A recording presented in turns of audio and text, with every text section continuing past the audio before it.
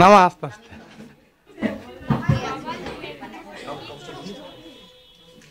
বাবা, তুমি এখানে বসে কি করছো? কবিরাজ আমাকে বেরোতে বারণ করেছে, তাই আমি সারাদিন এখানে বসে থাকি। আহা বাছা, তোমার কি হয়েছে? আমি জানিনি আমার কি হয়েছে, আমি তো কিচ্ছু পড়িনি, তাই আমি জানিনি আমার কি হয়েছে। দয়ালা, তুমি কোথা থেকে আসছো? আমাদের গ্রাম থেকে।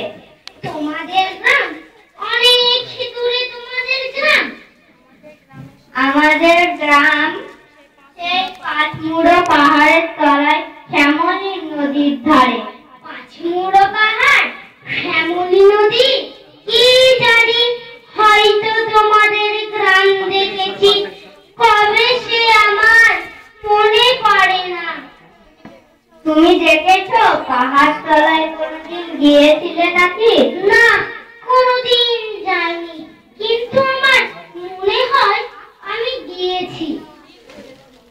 ঠিক বলেছো, অনেক পুরনো কালের খুব বড় বড় গাছের তলায় তোমাদের গ্রাম। একটি লাল রঙের রাস্তার ধারে। কি আশ্চর্য, ঠিক বলেছো। সেখানে পাহাড়ের গায়ে সব গরু চড়ে বেড়াচ্ছে। কি আশ্চর্য, ঠিক কথা। আমাদের গ্রামে গরু চড়ে বাইকি, খুব চড়ে। মেয়েরা সব নদী থেকে জল তুলে মাথায় কলসি করে নিয়ে যায়, তাদের সব লাল শাড়ি পরা। মেয়েরা নদীতে জল তুলে বাইকি, তবে কি তারা সবাই লাল শাড়ি পরে না? তা তো নয়। কিন্তু বাবা, তুমি নিশ্চয় কোনদিন বেড়াতে গিয়েছিলে? সত্যি বলছি দয়ালা, আমি কোনদিন যাইনি। কবিরাজ যেদিন আমাকে বাইরে যেতে বলবেন, সেদিন তুমি নিয়ে যাবে তোমাদের গ্রামে? যাবে পারি বাবা, খুব নিয়ে যাব। তোমার মতো ওই রকম দই বেচতে শিখিয়ে দেবে, ওই রকম বাঘ কাঁধে নিয়ে, ওই রকম খুব দূরে দূরে রাস্তা দিয়ে। মরে যায়, দই বেচতে যাবে কেন? এত এত পুঁথি পড়ে তুমি পণ্ডিত হয়ে উঠবে।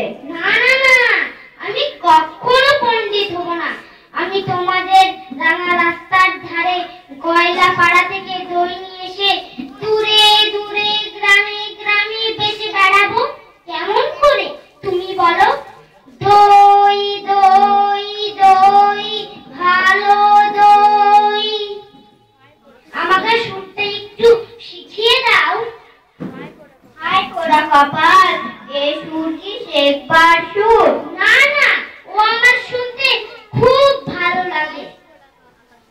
আকাশের খুব শেষ থেকে যেমন পাখির ডাক শুনলে মন উদাস হয়ে যায়, তেমনি ওই রাস্তার মোড় থেকে যখন তোমার ডাক আসছিল, তখন আমার মনে হচ্ছিল, কি জানি কি মনে হচ্ছিল।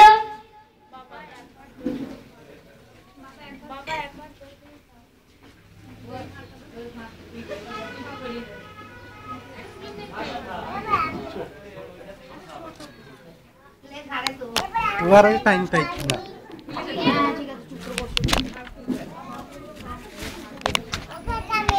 বাবা, এক ঘর দই তুমি খাও না। আমার তো পয়সা নেই। না না না, পয়সার কথা বলো না। তুমি আমার দই একটু খেলে আমি কত খুশি হব।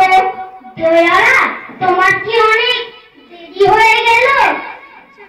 কিচ্ছু দেরি হয়নি বাবা, আমার কোনো লোকসারি হয়নি। দই বেচতে যে কত সুখ, সে আমি তোমার কাছ থেকে শিখে নিলাম।